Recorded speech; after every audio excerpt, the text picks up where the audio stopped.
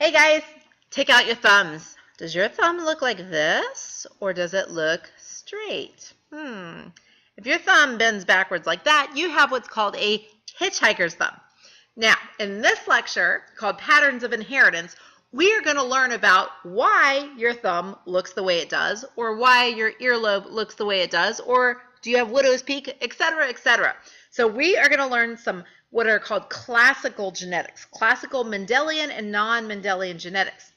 Now, you all know that this ain't your grandma's biology class because the things that have been discovered in the last year even, but especially the last decade, are just amazing. I mean, what are they doing now? They're printing body parts off of 3D printers. They're making glowing cats and jellyfish. They're making legs grow out of the heads of creatures. How cool is that? But all of that's based on a little molecule we like to call DNA. Well, genetics didn't start with DNA. In fact, the father of genetics, Gregor Mendel, didn't even know that DNA existed. Yet, he was able to work out general patterns of inheritance. And so that's what this lecture is about. How do we get what we got? So let's start off talking a little more about earlobes. Now, I don't know if you guys can see this, but I have a detached earlobe. Detached, that means that my little lobey thing here hangs down. Check out your earlobes. And if your parents are still around, check out their earlobes. Let's try to figure out how you got the earlobes you got. Because check out Tom Cruise right here. Tom Cruise has what's called an attached earlobe because the earlobe just kind of attaches right into the head. Versus this guy, this is Gregor Mendel, the father of genetics, and he had a detached earlobe like I do. So in a sense, we shared a gene in common. It means we're related, at least for that gene. Kind of weird, isn't it? Well, let's talk a little bit more about this guy, Gregor Mendel. Gregor Mendel was a monk that lived in England back in the 1800s, and a lot of the monks back then were the naturalists. They were trying to explain God's creation. And so he actually tried to figure out the way traits were passed from parents to offspring by doing some simple garden experiments. And his favorite study subject were pea plants. And he studied all sorts of things about pea plants, whether the seeds were smooth or wrinkled, whether the pods were green or yellow, the flowers purple or white, etc., etc., etc. And based on just using the scientific method of inquiry, using observation, making crosses between plants and following them for successive generations, he was able to work out the basics of genetics. And that's truly a man ahead of his time because they did not know about DNA back then. That wasn't discovered until the 1950s. What a guy ahead of his time. So this is Gregor Mendel, and he studied how traits are passed from parent to progeny or offspring. Now, how did he do this? Well, he first needed to create what are called true breeding stocks. True breeding stocks. What that means is that he would take a plant that exhibited a certain trait, let's say purple flowers, and he would breed purple flowers with purple flowers, and all the ones that had purple flower babies, he'd take those purple flowers and breed them with other purple flower babies, etc., etc., etc. And he did this for many generations until he was sure he had a true breeding stock, meaning it was all purple. And he did the same thing with white plants, and he did the same thing with yellow seeds and green seeds, etc., etc., etc. So he looked at a whole bunch of stuff. You can see smooth or dented seeds, yellow or green seeds, green or yellow pods, purple or white flowers, axial or terminal flowers, so whether the flowers would go all the way to the end of the plant versus not. He looked at a bunch of stuff, and it's really amazing. He just kind of followed these things through and was able to work out the way things are passed on. But he didn't even know what these things were. He said traits, but he didn't know what those traits were. Now we know. Now you can actually get in there and look at the DNA. So, where people have the biggest problems with doing genetics problems is they forget the vocabulary.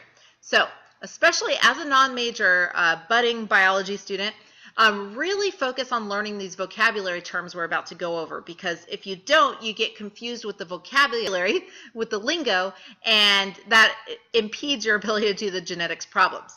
Now again, we're doing classical genetics. This is called Mendelian genetics. In actuality, we now know that genetics is way more complicated than what Mendel discovered. Some things still apply, but in general, things are more often complicated than not complicated. And we'll go over some of these weird versions of genetics. But nowadays, a lot of this stuff we're about to go over, they don't really do much of that anymore, because now you can actually easily go in and look at DNA exactly, actually look at the genes that make up your DNA.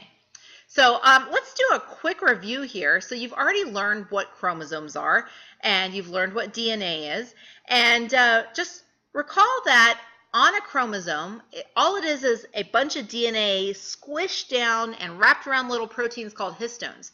And all along each of these chromosomes, the normal human being has 46 chromosomes in each of your body cells, 23 in your sex cells.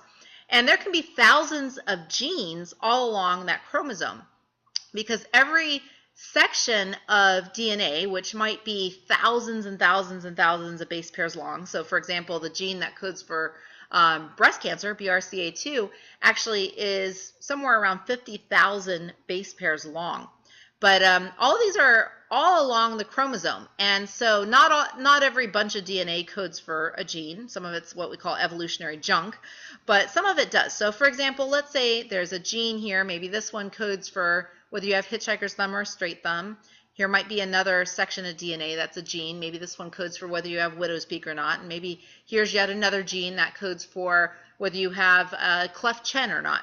But the point is, for every set of genes that we have, you have what are called homologous chromosomes. So you learned this in the last lecture when we were talking about meiosis. So you get one of these chromosomes for each of the 23 pairs of chromosomes. One came from your mom and one came from your dad. And so the gene, if this was the gene for cleft chin, you'd have one from your mom lining up with the same one for your dad. And of course, you can get crossing over. You already learned about that. Here's a karyotype showing these 23 pairs of human chromosomes. And remember, the last pair are the sex chromosomes. So it's important as we go over these things to try to picture what's going on at the cellular level with these chromosomes and the DNA and the genes. But keep in mind, Mendel did not know about that stuff, but we do now, which makes it actually easier. All right, so a gene, nothing more than a segment of DNA that codes for a protein, which codes for a trait. But there are different kinds of genes. So for example, if this was, say, chromosome number 15 from mom and it paired up with chromosome 15 from dad, notice in this picture it's illustrating these sections of the chromosome with different colors. In actuality, your chromosomes aren't different colors. They're all kind of whitey, snotty looking stuff. But imagine that in our diagram here, the dark purple represents one form of that gene, maybe coding for having a cleft chin, and the light form codes for not having a cleft chin. So in this case, this baby would have had two different versions for the same gene of cleft chin. So those two different versions of a gene we call alleles. So alleles, let me hear you say it, alleles. Alleles are alternate forms of a gene. Okay, so for example, back to hitchhikers, I have hitchhiker's thumb. Some of you might not have hitchhiker's thumb. If you inherited a gene or a version of the gene that codes for hitchhiker's thumb, that's one kind of allele. If you inherited a version of that gene that codes for a straight thumb, that's another kind of allele. So an allele is an alternate form of a gene. So you could have a dominant allele for that trait. So for example, hitchhikers, my dominant allele would be represented by a capital letter. For not having hitchhiker's thumb or for having a straight thumb, we'd represent with a capital letter, and because hitchhiker starts with an H, I'll call it dominant H, capital H. You can really call these anything you want, but I'm just going to use that. The allele, the version of the gene that codes for having hitchhiker's thumb, because it's a recessive trait, it's going to be represented by a lowercase letter. So I'm going to use a little h for that one. Okay, so both of these are alleles that code for the trait of hitchhikers, but the dominant allele codes for not having hitchhikers or having a straight thumb, and the lowercase h, the little allele, codes for having hitchhiker's thumb. So that's our recessive allele. So you could have dominant alleles, recessive alleles. Say dominant allele, say recessive allele. Now, in order to get a trait, you need an allele from each of your parents. So in the case of this person, they got one dominant allele and one recessive allele. So that is your genotype. Your genotype is the allelic makeup of a trait, the set of alleles you have. So for example, I have Hitchhiker's thumb. Hitchhikers happens to be a recessive trait, meaning I need a recessive allele from my mom and a recessive allele from my dad to get the trait. So I'm going to represent that as little h, little h. Okay, so little h is my genotype for the trait of Hitchhikers.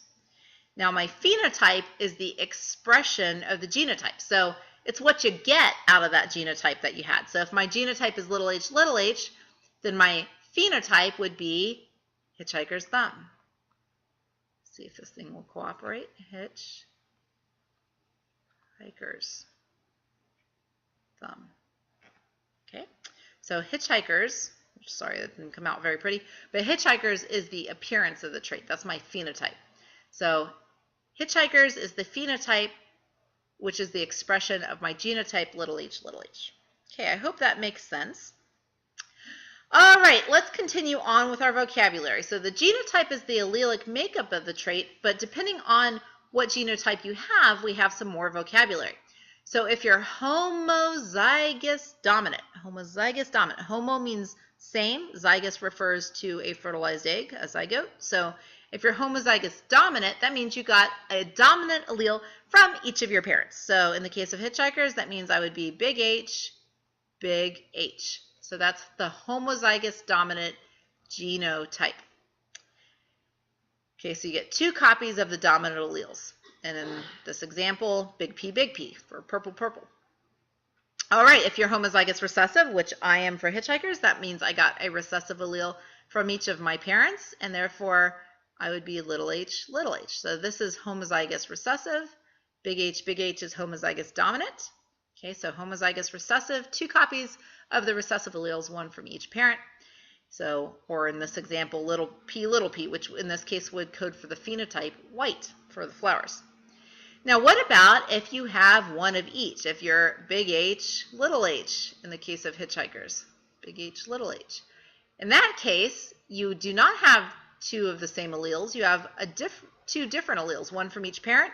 So instead of homo, which means same, you'd have heterozygous, different egg.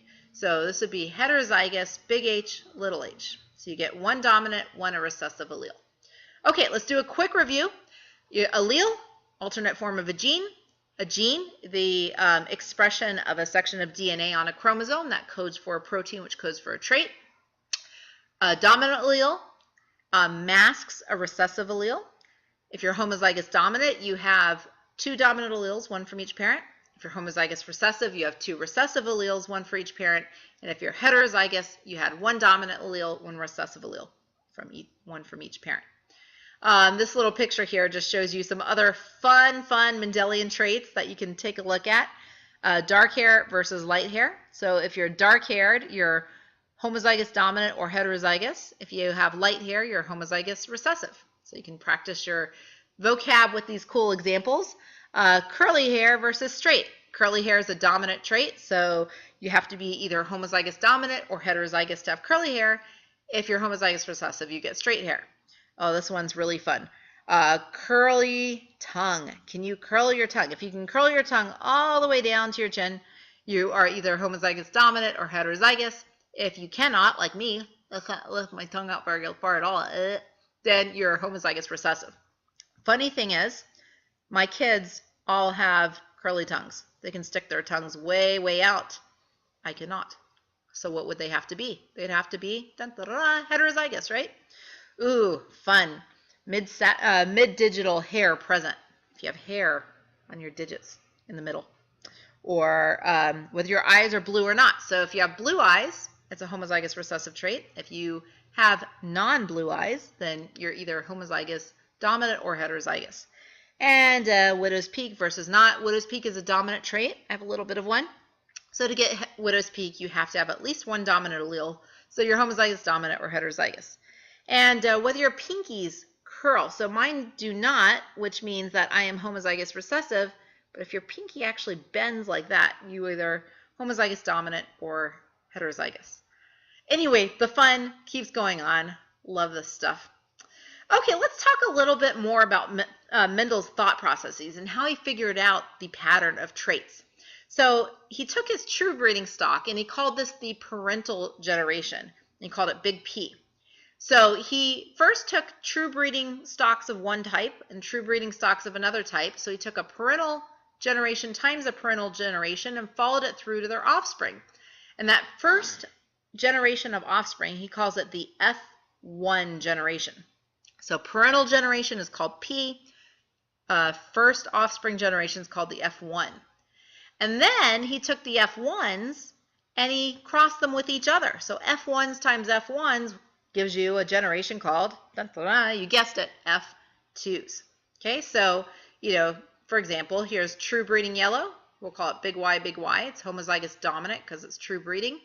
Times another parent, little y, because it's green, so it's homozygous recessive. Notice that he found that all of the offspring in the F1 generation were yellow. How does that happen? How do you take a yellow seed and a green seed and always get yellow seeds from it? So he noticed that all the F1s were yellow. So what's going on there? What happened to the genes for green? Well, when he took F1 yellows times F1 yellows, guess what? Some of the babies turned out green. Most of them were yellow, but some turned out green. He's like, things that make you go, So let's take an example of an experiment he did with flowers. Purple versus white, true breeding flowers. So he takes these purple flowers, and we'll call it big P, and I can write that over here. So he takes big P, homozygous dominant purple flowers, and he took true breeding white flowers, and we'll call their genotype little p. Now here's the fun part. Always keep track of your P's by using capital letters in manuscript for one parent and cursive lowercase for the other one. That helps you not get these guys confused. So now we're doing a cross of, that's an X for cross, of true breeding purple flowers times true breeding white flowers. And in the F1 generation, what did he get here? He got all purple flowers in the F1s. But then when you bred the F1s together, for every 4 babies, he got 1 white flower. So we're going to figure out how this happens. So the F1s were all purple, but now when he takes the F1s times the F1s, so he self-fertilizes them, basically breeds them with themselves. Plants can do that, which is weird. So here's an F1 purple baby from the previous generation. So let's just go back real quick, make sure you know where I got this from. So here is a purple flower baby, but it's heterozygous, and I'll explain how you figure that out in a little bit. So take one of those heterozygous purple babies and take another heterozygous purple baby, in this case itself, and for every 3 purple flowers, you'll also get 1 white flower. So the white guy comes back. The white flower comes back here, and that's called the F2 generation. So he self-fertilized, and for the F2s, he had a ratio, what we call a genotypic ratio, of 1 purple to 2 purple that are heterozygous to 1 white flower. And the phenotypic ratio is 3 purple flowers to 1. All right, so this is how he figured out what are dominant alleles and what are recessive alleles. He figured that out by doing this. Now, what in the world, how did he do this? What did I just do with these boxes and stuff like that? Let's learn this. Okay, so now we're going to learn the crux of Mendelian genetics. We're going to learn how to do what are called Punnett squares. And we're going to start off simple, looking at just one trait. In this case, flower color, because that's what we were just talking about. So when you're just looking at one trait at a time, we call that a mono-hybrid cross. Mono means one, hybrid means like a blending, so we're crossing 2 different parents here. And we're going to stick with what we were just looking at for purple flower, that is true breeding, purple, times a white flower, that is true breeding, a white flower, that is true breeding. Okay, and so you might remember from our previous slide that in this case, a capital P, a dominant allele, codes for purple. So purple is dominant to white in this case. Okay, so big P codes for purple, little p, which I'm going to use a cursive letter just to help distinguish between my capital P and my lowercase p. Little p is the recessive allele, and it's going to code for white. So in this case, to get a white flower, you have to have 2 recessive alleles. To get a purple flower, you could be homozygous dominant, having 2 big P's, or heterozygous, having one big P and one little p, because the big P masks the little p. It's dominant to the recessive little p. So if Mendel always started with true breeding stocks, so that means that we know the genotype of the purple flowers he started with were homozygous dominant, big P, big P. And the white flowers had to have been homozygous recessive, little p, little p. Now, we're going to learn in a little bit about Mendel's laws. And what Mendel's law of segregation said is that each sex cell will inherit one allele for each trait. In other words, this allele for purple color could assort into this egg. Okay, so that egg would get one allele for flower color, or this one could assort into the sex cell. So we get a big P here, P there. Same thing here. If this was the dad, this allele could assort into this sperm, so it'll be little p, and this little p could assort into this sperm. There's a little p. Okay, so because these guys are homozygous, for each kind, there's only one kind of sex cell that they could make, and same thing for here. So this one can make only big P's, this one can make only little p's. But now let's cross them. So now we're going to draw a square. And that's why we call this is what we're about to look at is what's called a square. Let me see if I can put it. Punnett, P-U-N-N-E-T-T. Punnett square. Okay, so we're going to do a Punnett square. And because this is a monohybrid cross, we're only looking at one trait. So this is going to be a 2 by 2 square. So I can draw a line there and a line here. Okay, so this is how you set up a monohybrid Punnett square. And I'm going to go ahead and change the ink color here real quick. Let's change it to something that's contrasting. How about a nice turquoise here? Okay, so what we're going to do, we've already created our sex cells. That's always the first step in performing a cross. You want to figure out what are the possible gametes. So a sex cell is also called a gamete. What are the possible gametes that can be produced here? So here we go. Let's say this sperm cell fertilizes this egg. If that sperm fertilizes that egg, this baby is going to have the genotype big P, little p. Dun, da, da, da. So that baby is heterozygous for purple. But the phenotype, because this is a dominant trait, because it's purple is dominant to white, this baby will become purple. Now, if this sperm fertilizes that egg, this baby also is big P, little p, and is purple. If this sperm fertilizes that egg, this baby is big P, little p as well. See a pattern here. And if that sperm fertilizes that egg, this baby is also big P, little p. And by convention, you always write the dominant allele before the recessive allele. So notice that all four of these babies would be heterozygous for the genotype, but purple for the phenotype. So now we can figure out what are called genotypic and phenotypic ratios. So our genotypic ratio,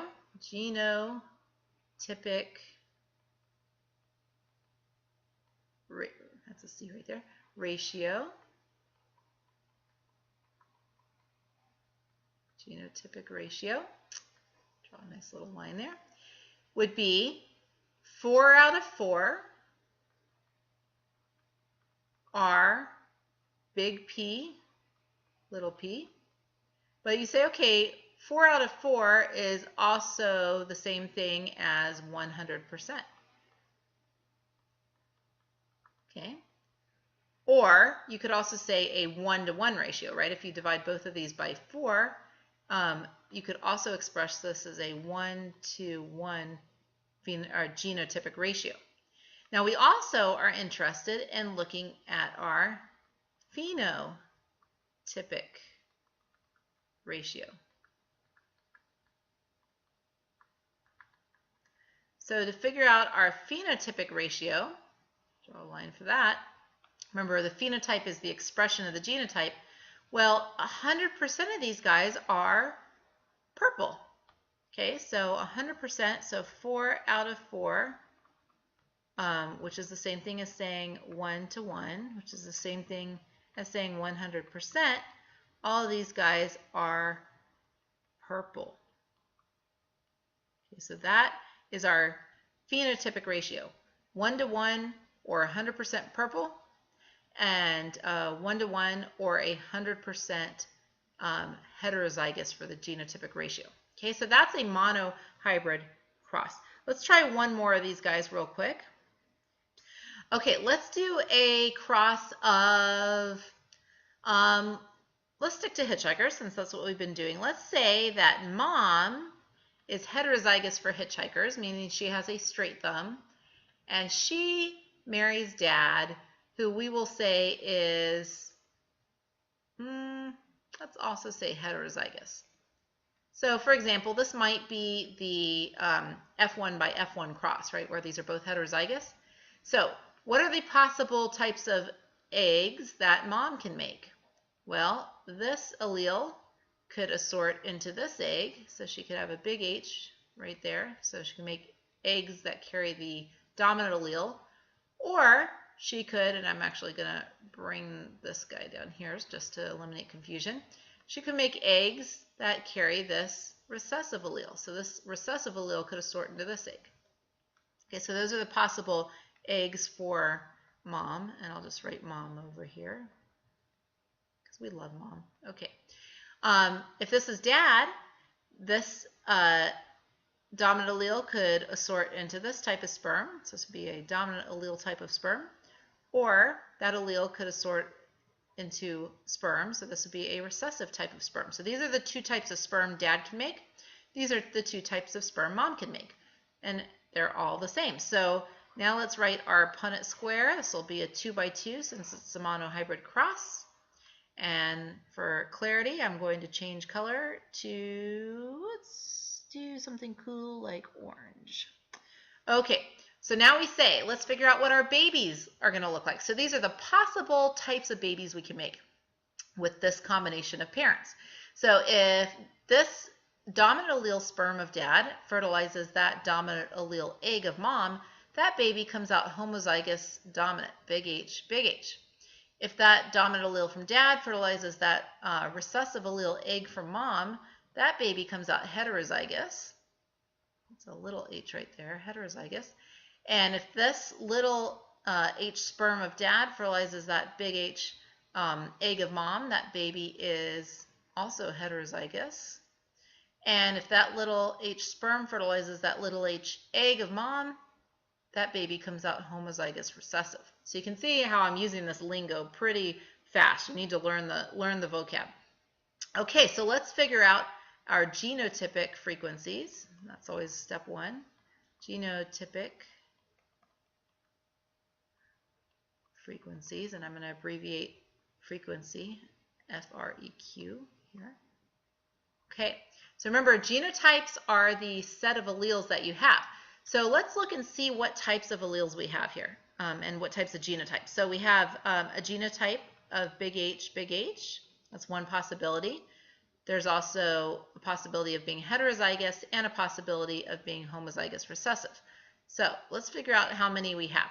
So out of 4 babies, this says one of them will be homozygous dominant. So we say 1 out of 4, okay, which is the same thing as 25%. Okay. For the heterozygotes, looks like 2 out of 4. 2 out of 4, or 50, so 5 there, 50%. And for the homozygous recessives, 1 out of 4, or 25%. Okay. Now, because you can you can leave these as percentages, but it's always nice to express it like this: 1 to 2 to 1, because the denominators are all the same. They're all 4. 1 to 2 to 1. So we're going to say, you can say that this is all a 1 to 2 to 1. So 1 to 2 to 1 genotypic frequency. I'm going to box that because that's a final answer there. Okay, and let's figure out our phenotypic frequencies. One of the things about doing these problems, always allow yourself plenty of room. And hopefully your handwriting is looking better than what I can do with this electronic pen, which is not the world's greatest pen. Yours kind of cheap. Okay, let's see. So let's do our phenotypic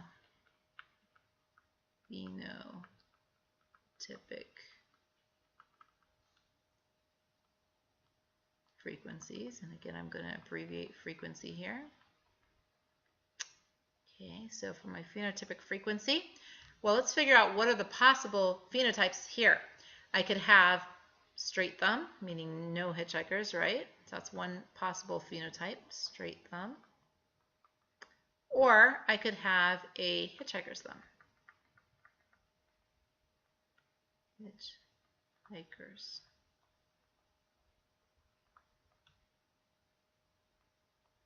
Okay. So how many of these possible 4 babies have a straight thumb? Well, we know that hitchhikers is a recessive trait, so I would actually always give you that information, that whether you're dealing with a recessive trait or a dominant trait. So in this case, this is a recessive, it's hard to write with this thing, recessive trait. Okay, so this is a recessive trait. And that means in order to have the trait, you have to be homozygous recessive. So that means if you're heterozygous or homozygous dominant, you have a straight thumb. You do not have hitchhikers. So in this case, out of 4 babies, 1, 2, 3 are straight thumb. So 3 out of 4, or 75%, are straight thumb. And only one little guy here out of 4, so 1 out of 4, or 25%, will actually have hitchhiker's thumb. And so again, we can just look at the numerators here, 3 to 1. So this gives us a phenotypic frequency of 3 to 1. So this is a 3 to 1 phenotypic frequency. So 1 to 2 to 1 genotypic frequency and a 3 to 1 phenotypic frequency. Woo! Now, here's a cool shortcut. This is something to memorize if you can, because it'll save you some time. Mendel figured this out. Anytime you have a heterozygote breeding with another heterozygote in a monohybrid cross, you will always have a 1 to 2 to 1 genotypic frequency and a 3 to 1 phenotypic frequency. 1 to 2 to 1 genotypic, 3 to 1 phenotypic when you have what we call a double heterozygous cross, so meaning both parents were heterozygous for a trait. All right. See if you can take a break right now. I recommend pausing, go take a break, come back, because we're going to the advanced course. Okay, so I'm assuming you've had your break now, because this is going to get a little crazy. We're now, you know how to do a monohybrid cross where we're looking at just one trait. But now we're going to look at 2 traits at the same time, 2 completely different phenotypes. And this is called a dihybrid cross. So, for example, if this was Mendel's pea plants, maybe you're looking at flower color and whether a seed is round or wrinkled. But let's take one where we're looking at a widow's peak and hitchhiker's thumb. So do you have a widow's peak, or do you have a straight hairline? And do you have hitchhiker's thumb or no hitchhiker's thumb, meaning you have a straight thumb? Remember that big W codes for having widow's peak, and little w codes for a straight hairline. That's a straight hairline. Something completely unrelated, whether or not you have hitchhiker's thumb. So recall that it's a recessive trait, so if you have a dominant allele H, it codes for not having hitchhiker's thumb, so we'll just say no hitch. No hitch. Okay. Whereas if you have a lowercase h, a recessive allele, it codes for having hitchhiker's thumb. So I'll just put hitchhiker's thumb. Okay, now keep that in mind, because I'm going to go ahead and actually erase these just to give myself more room. But I'll remind you what these stand for in a little bit.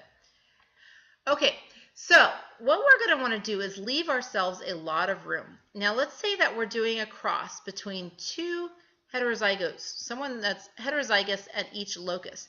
Now recall that if this is your chromosome, you have different genes all along your chromosome. It could be thousands of them. Each of these positions on the chromosome is called so each location of a gene along a chromosome is called a locus, and more than one locus is called a loci. So you could call these positions on the chromosome whatever you want. So for example, this might be locus A, locus B, locus C. That'll be important for later on when we get to non-Mendelian genetics. But for now, let me go ahead and erase all this. Okay, so let's do a cross of a double heterozygote times a double heterozygote, meaning that this mom is heterozygous for widow's peak and heterozygous for Hitchhiker's thumb. Of course, that means she does have widow's peak because that's a dominant trait. So you only need one copy of the dominant allele to get the trait. And she has a straight thumb. She does not have Hitchhiker's because it's a recessive trait. So you have to have two recessive alleles to get the trait. Now let's say Dad, her beau, is exactly the same. He's also heterozygous. One dominant and one recessive allele for widow's peak, meaning he has widow's peak, and one dominant and recessive for Hitchhiker's, meaning he does not have Hitchhiker's. Okay, so the most important thing when you're doing a dihybrid cross is create your gametes properly. Please, if you don't create the gametes properly, the rest of it gets screwed up. So what we're going to do is the FOIL method. So if you've had algebra, you remember the FOIL method. You're doing basically distributing all possible combinations. So one of the important things with the dihybrid cross, because it gets very tedious, you want to make sure you keep track of your letters. I like to use different colors for things. Now, Mendel recognized some properties that happen at meiosis. He didn't know about meiosis, but he recognized that for every sex cell, every gamete, each sex cell gets one allele for each trait. Now, in reality, we have thousands of different traits, but we're just looking at two of these right now, widow's peak and Hitchhiker's. So you can't have, if all goes well, you cannot have two alleles for the same trait in your sex cell. That would cause a genetic disorder. So you want one allele for each trait. That means one type of W and one type of H. So in a dihybrid cross, we're looking at 4 types of gametes at once for each parent. So there'll be 16 squares to the Punnett square, 4 times 4. So let's draw 4 nice eggs for mom. And I like purple. This is cool. And I'm going to try to draw this over here so I'm still leaving myself some room on the other side. And I'm going to draw 4 nice, happy sperm for Dad. Sperm number 3, sperm number 4. And again, in actuality, you know, parents are going to prove that's a horrible sperm. That's a definite mutated sperm right there. Every male ejaculate has, about 300 million sperm. So we're just representing the 4 possible types of sperm, but there could be millions of each type. Okay, so these are the possibilities. I'm just going to set up my Punnett square. It's going to be a 4x4 or a 16 squared Punnett square. And hopefully your lines look better than mine. I'm going to draw these lines straight down. This electronic pen, I've realized the slower I write, the better it comes out. So I'm going to take my time here. It doesn't skip as much, make weird lines. And I'm actually going to change colors yet again, just for clarity. Let's put in a green. Okay, so we're going to want to do, for each parent, we want to do all possible combinations. So let's do mom first.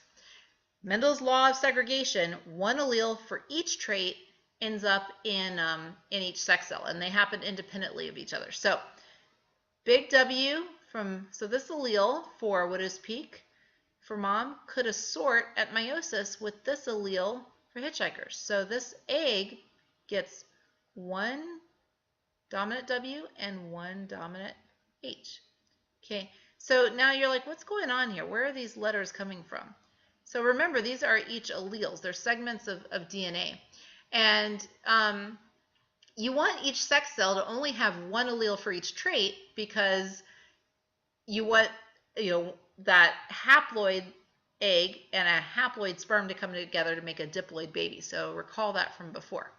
Okay, so she could have this allele for widow's peak assorting with that allele for hitchhikers, or this allele for widow's peak could assort with that allele for hitchhikers, in which case it's going to be big W, little h. Big W, little h. So notice you never see two W's or two H's in here. That would be a genetic disorder. Or this little W could assort with that big H, in which case this egg inherits a recessive allele for widow's peak and a dominant allele for hitchhikers. Or that little W might have assorted with this little h. So that would be little W, little h, two recessive alleles, a recessive allele for each trait. Okay, so that's mom's possible kinds of eggs. These are the 4 types of possible eggs she could have. And now let's do dad's sperm. Well, dad has the exact same genotype that mom did.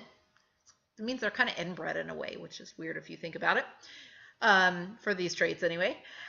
So these assort independently from each other, and one allele for each trait in each sex cell. So this sperm could inherit that dominant allele for widow's peak with this dominant allele for hitchhikers. It becomes big W, big H. Or this dominant allele for widow's peak could have assorted with that recessive allele for hitchhikers, big W, little h. Or this recessive allele for widow's peak could have assorted with that dominant allele for hitchhikers. Or this recessive allele for widow's peak could have assorted with that recessive allele for hitchhikers. All right, so these are the possible types of sperm dad could have made. And now we do the hokey pokey and we turn ourselves about. In other words, sperm fertilize eggs, and let's figure out what the possibilities for these babies are. Okay, so now it proceeds very much like a monohybrid cross. We just put these together.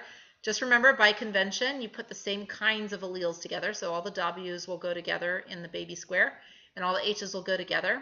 Dominant alleles get written before recessive alleles for each type. Okay, so if this sperm fertilizes that egg, that baby will be big W, big W, big H, big H. Big W, big W, it's a big W. And remember to keep track of whether you have a recessive or a dominant letter there. Keep track of your handwriting, okay? Big H, big H, okay? If this sperm fertilizes that egg, this baby becomes big W, big H, little h. Big W, big W, big H, little h. Maybe your eyes are bugging out like mine right now. All right, if this sperm fertilizes that egg, it is big W, little w, big H, big H. Okay. If this sperm fertilizes that egg, the baby will be big W, big H, little h. Big W, big H, little h. Okay, so that's one column filled out. 3 more columns go. Here, so you can see dihybrid crosses get very, very, very tedious. All right, if this sperm fertilizes this egg, big W, big H, little h. Big W, big H, little h. Awesome. If this sperm fertilizes that egg, big W, little h, little h. So they're both little h's, big W, little h, little h. If this sperm fertilizes that egg, big W, little h, oh, and a big H over there. So it's big H from here, little h from there. Okay. If this sperm fertilizes that egg, big W, little h, little h. And feel free to pause this at any time and finish filling these in on your own. Okay. This sperm fertilizes that egg, big W, big H, big H. Big W, little w, it's a little w right there. Big H, little h. If this sperm fertilizes that egg, big W, big H, little h. You can see why it's very important to distinguish your big H's and from your little h's and vice versa. Okay. If this sperm fertilizes that egg, it's little w, big H, big H. Interesting. Little w, it's a little w right there. Big H, big H. Okay. It's a weird looking little w there. Click over it. Okay. If this sperm fertilizes that egg, little w, big H, little h. So little w, big H, little h. Okay, last column. This sperm fertilizes that egg. We have a big W, big H, little h. So big W, big H, little h. If this sperm fertilizes that egg, it's big W, little w. That looks so ugly. I'm going to erase it.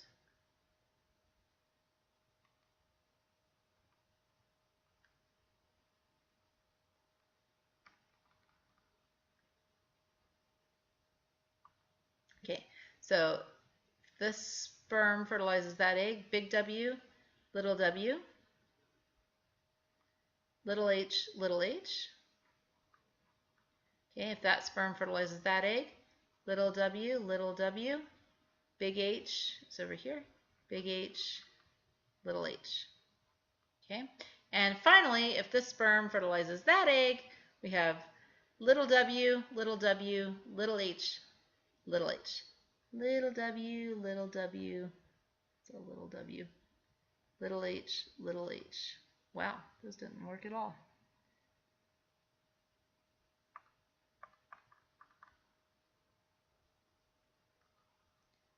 Little h, little h. Whew, okay, you can see dihybrid crosses are so tedious. Imagine what a trihybrid cross would be. Oh my goodness, that would be 64 squares and 3 traits. I'm not that mean. I won't do that to you guys, although it would be fun to try to figure out your gametes doing that. In fact, I might give you a little assignment to do where you have to actually do the gametes for a trihybrid cross, but you don't actually have to do the whole Punnett square. That would just take way too long. Anyway, so let's look back here and realize we're not done yet. All we've done is figure out the possible genotypes out of 16 babies. But we have to figure out the genotypic and phenotypic frequencies. That's really the goal of all this. So it gets a little tedious again. So let's write genotypic frequencies here. Genotypic frequencies. Okay, actually I'm going to abbreviate that because I'm running out of room. And what we're going to want to do is, this gets very tedious, and it's good to actually use yet another color to keep yourself on track here. I'm going to switch down to a turquoise. So what we want to do is figure out all the different kinds of genotypes that we have in the square and write them nicely here and figure out how many of each kind we have. So the first one we encounter is big W, big H, big H. So big W, big H, big H. Okay. And let's figure out how many of those we have. We have 1. So as I go through them, I'm going to cross them out. 1. And it looks like that's the only one I have. So I have 1 of those, 1 out of 16. Okay. One of those out of 16 squares. Let's go down to the next type. Big W, big H, little h. Big W, big H, little h. How many of those do I have? Well, here's 1, big W, big H, little h. Here's 2. Any more? Dun, dun, dun, dun. No, so 2 out of 16 are those guys. Okay, let's go to the next type. Big W, big H, big H. Let's write that over here. Big W, big H, little h, or big H, big H. Okay, so here's 1. And go through all of them. No, that's it. So just 1 out of 16 for those guys. Okay, let's go to the next type. Here's a double heterozygote. So, okay, so how many of those guys do we have? We have 1, 2, 3, 4 of those guys. So 4 out of 16 for that one. And what else do we have here? Big W, little h, little h. Big W, little h, little h. Okay, how many of those guys do we have? We have 1. And that's it. So 1 out of those guys. And Then we get big W, little h, little h. So you can see this is pretty tedious stuff. Okay, for that one we have 1, 2. Okay, so that's it for that one. 2 out of 16. And then we have, there's another big one. So big W, little w, big H. And actually, that was one that we missed up here. So this one, is actually going to get added to that one. So if we go to this one, it's actually going to be 2 out of 16 for that one. Okay.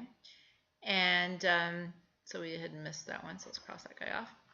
And over here we have little w, little w's, big H, little h, and we have 1, 2 of those.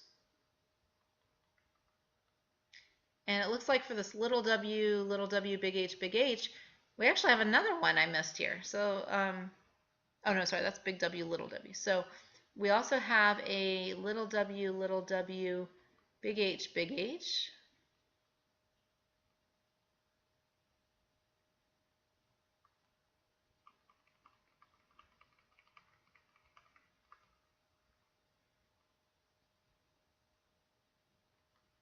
So we have little w, big H.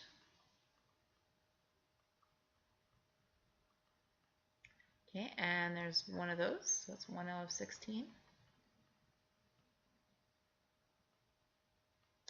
And finally, little w, little h. Little w, little h, and there's 1 out of 16 of those. Okay, that's a crazy genotype. It's basically 1 to 2 to 1 to 4 to 1 to 2 to 1 to 2 to 1 to 1. Don't worry about writing all that out. That's crazy. What we're more interested in is the phenotypic ratio. So just because I'm running out of room here, I am going to erase this. So just remember the genotypic frequency was crazy on this one. Okay, so I've erased the genotypic frequency just to save room here. But when we're doing a dihybrid cross, what we're really interested in are the phenotypic frequencies, because the genotypics just get too crazy with 16 squares. So let's go ahead and make room here for our phenotypic frequencies. Phenotypic frequencies. Okay. All right. And so for this, we want to just first list out all possible combinations. So what are the combinations we could have? Well, you could have widow's peak. So remember, a phenotype is your expression of your genotype. So you could have widow's peak and hitchhiker's thumb. You could have widow's peak and a straight thumb, which we'll call no hitch. So you could have widow's peak with no hitch. Or you could have a straight hairline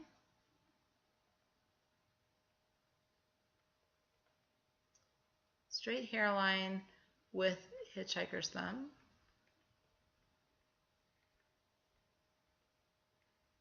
Or you could have a straight hairline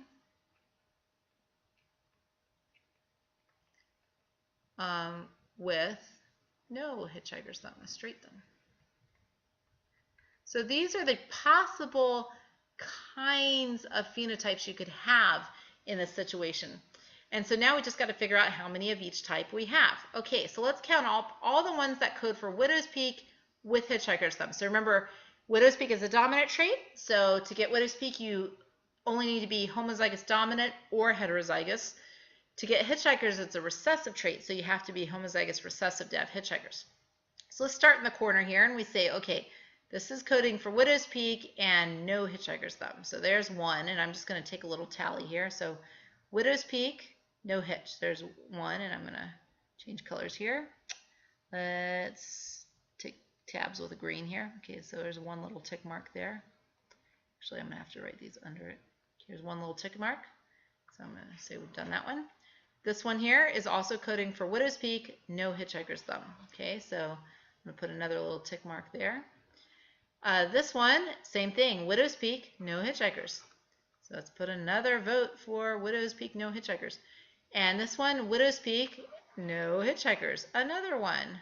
Okay, so that was 3, 4. Okay, so I have 4 votes for that one so far. And we come here, same thing, widow's peak, no hitchhiker's thumb. So there's 5 right there. Widow's peak, but this is homozygous recessive, so has hitchhiker's thumb. So widow's peak, hitchhiker's thumb. So widow's peak, hitch. We get 1 tick mark here. This one, widow's peak, no hitchhikers. This one, widow's peak, hitchhikers. So another vote up here. This one, widow's peak, no hitchhikers. And this one, widow's peak, no hitchhikers. And this one, straight hairline, no hitchhiker's thumb.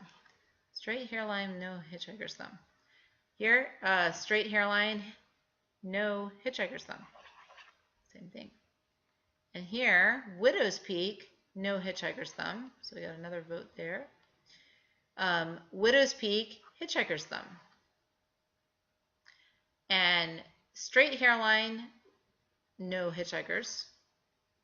And finally, straight hairline, hitchhiker's thumb. So there's only one of those. Okay, let's count up what we have. So widow's peak, hitchhiker's thumb, we had 3. Widow's peak, no hitchhiker's thumb, we had 5 plus 4, so we had 9. Straight hairline, hitchhiker's thumb, we only had 1. And straight hairline, no hitchhikers, we had 3. So let's put these in descending order. We get 9 to 3 to 3 to 1. 9 to 3 to 3, so right there, to 1. Phenotypic ratio. Okay, so in this example, we got a 9 to 3 to 3 to 1 phenotypic ratio. Here's another shortcut. Notice that our parents were double heterozygotes. They were heterozygous for widow's peak and heterozygous for hitchhikers. Both parents were. So anytime, just like we had that clue with the monohybrids, where if you have a heterozygous individual times a heterozygous individual, they'd always give a 3 to 1 phenotypic ratio.